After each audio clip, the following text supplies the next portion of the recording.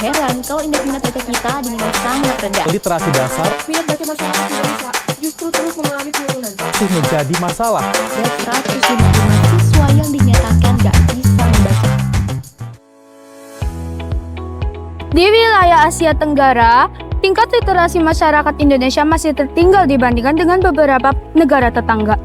Berdasarkan hasil studi PISA tahun 2022, Indonesia berada pada peringkat ke-6 dalam hal kemampuan membaca siswa usia 15 tahun di kawasan tersebut.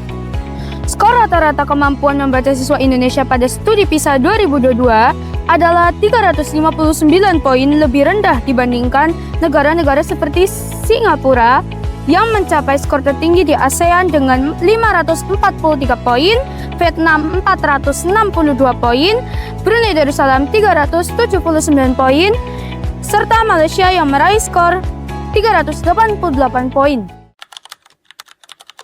Bayangkan sebuah dunia tanpa jendela, gelap, sempit, dan kita hanya tahu apa yang ada di dalam ruangan itu.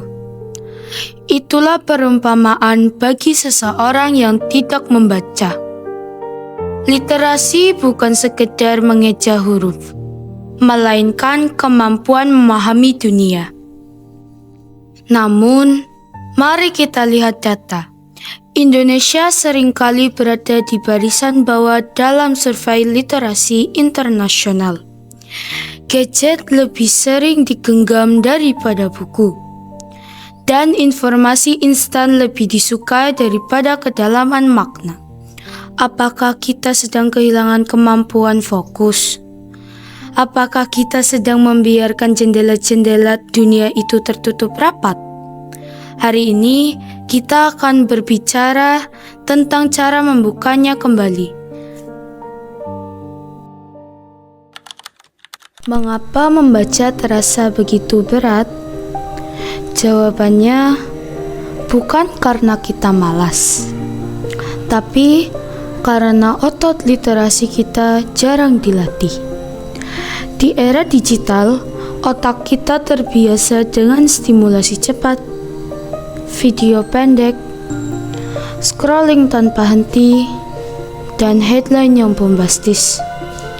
Selain itu, akses masih menjadi kendala di pelosokan negeri. Di saat anak-anak di kota besar kebingungan memilih buku, anak-anak di pedalaman mungkin masih bermimpi menyentuh sampul buku yang bersih. Lalu, bagaimana kita meningkatkan budaya ini? Tidak perlu muluk-muluk. Dimulai dari langkah kecil. Yang pertama, metode 15 menit. Jangan paksa membaca satu buku dalam sehari. Cukup 15 menit sebelum tidur atau setelah bangun pagi.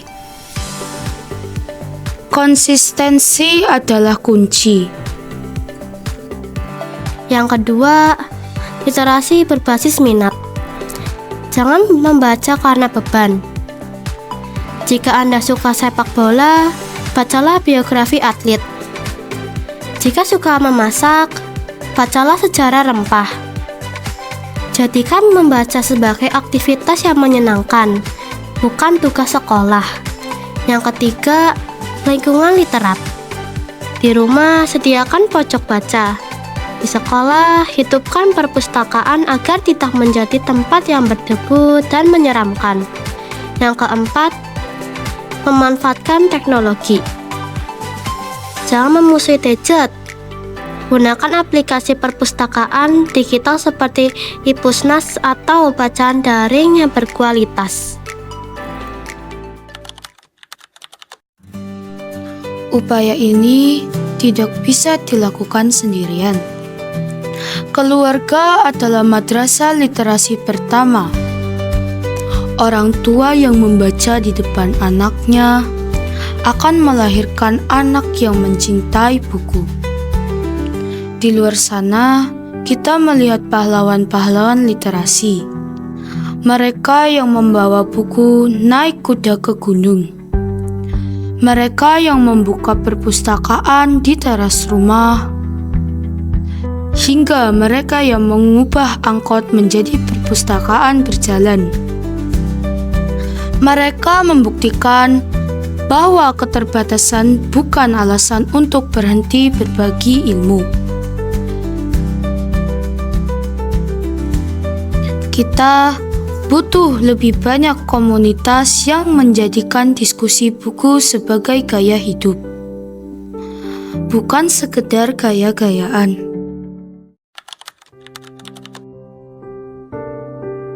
Membaca adalah perlawanan. Perlawanan terhadap kebodohan. Perlawanan terhadap berita bohong. Dan perlawanan terhadap sempitnya pikiran. Setiap lembar yang kita balik adalah langkah kaki kita menuju masa depan yang lebih terang. Mari kita mulai hari ini. Ambil satu buku, buka halaman pertamanya, dan biarkan pikiran Anda berkelana. Karena bangsa yang besar bukan hanya bangsa yang memiliki sumber daya alam yang melimpah, tapi bangsa yang rakyatnya punya kedalaman berpikir dan luasnya wawasan. Saya, Bilkis Faiharifda, Dan Diandra Naila Cahyani, mari kita nyalakan kembali pelita literasi demi kita dan demi masa depan Indonesia.